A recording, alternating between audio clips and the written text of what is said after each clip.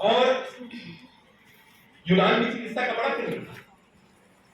तो मुझे लगा वहां के शासक को ये लगा कि चिकित्सा के क्षेत्र में मैं ज्यादा श्रेष्ठ हूं, भारत मेरी श्रेष्ठता को कैसे चुनौती दे रहा है।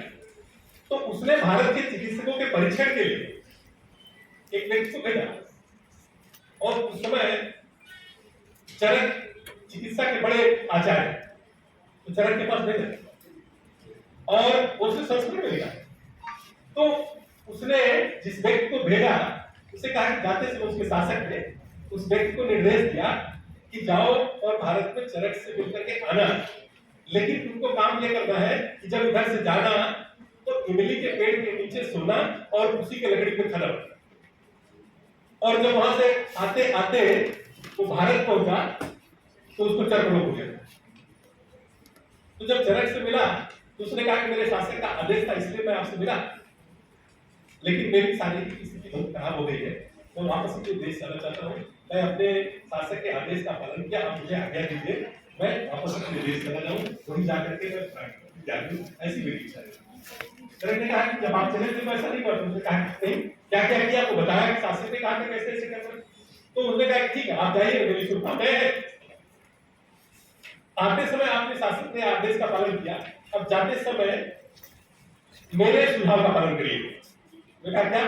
तो कहे जाते समय इमली के पेड़ की लकड़ी के नीम के पेड़ के नीचे सोइएगा, नीम के पेड़ की लकड़ी से खाना बनाइएगा, उसी को खाइएगा।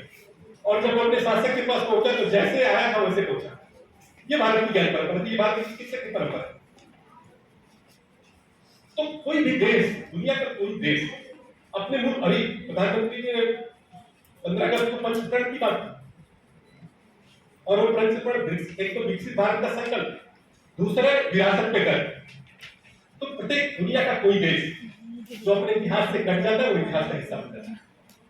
कोई भी देश, दुनिया के किसी भी देश को आप उठा करके देखें, वो आगे बढ़ा है तो अपनी परंपरा के आधार पर बढ़ा, अपने स्वरूप के आधार पर बढ़ा, अपनी मूल चेतना के आधार पर बढ़ा। जब हम अपने मूल चेतना को खंडित करने का प्रयास करते हैं तो हम एक अनुकृत होते हैं, अनुकृत मात्र होते हैं, नया विकल्प नहीं दे पाते। हमेशा नकल की बनते कोई राष्ट्र नहीं। और जब भी कोई व्यक्ति कोई राष्ट्र खड़ा हुआ अपनी चेतना के, अपनी ताकत के आधार पर खड़ा हुआ, अपनी प्रकृति और अपनी संस्कृति के आधार पर।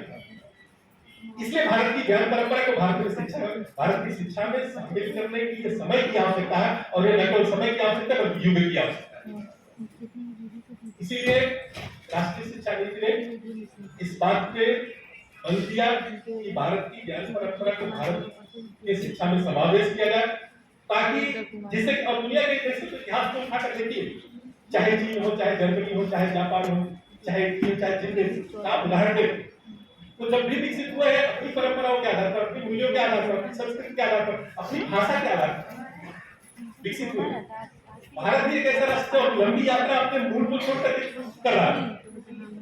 इसलिए मूल को छोड़कर चलने की जो भूल अब तक हुई है, उस भूल को सुधारने का ये राष्ट्रीय शिक्षा नीति ने प्रयास किया है। और जब 2047 में एक विकसित भारत, भव्य भारत बनाने की बात कर रहे हैं, तो जो पंचप्रण की बात मैंने कर रहा था कि विकसित भारत का संकल्प विरासत पे गौरव, गर्व, गुलामी के प्रतीकों का प्रतिकार, एकता और एकजुटता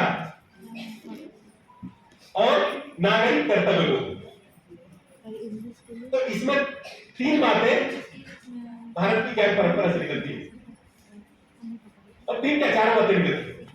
तो इसलिए भारत की ज्ञान परंपरा के आधार पर ही हम एक विकसित भारत की नींव रख सकते हैं। इसलिए राष्ट्रीय शिक्षा नीति ने इस महत्वपूर्ण विषय को उठाया है, और मुझे लगता है कि इस संगोष्ठी के माध्यम से यह पूर्ण विषय विद्यार्थियों तक जाएगा, शिक्षार्थियों तक जाएगा, और शिक्षा का कायाकल्प करेगा, इस देश का कायाकल्प करेगा। मुझे आयोजकों ने बुलाया, आपसे 2 मिनट बात करने का अवसर दिया, मैं आप सबसे कृतज्ञता करता हूँ। बहुत बहुत धन्यवाद।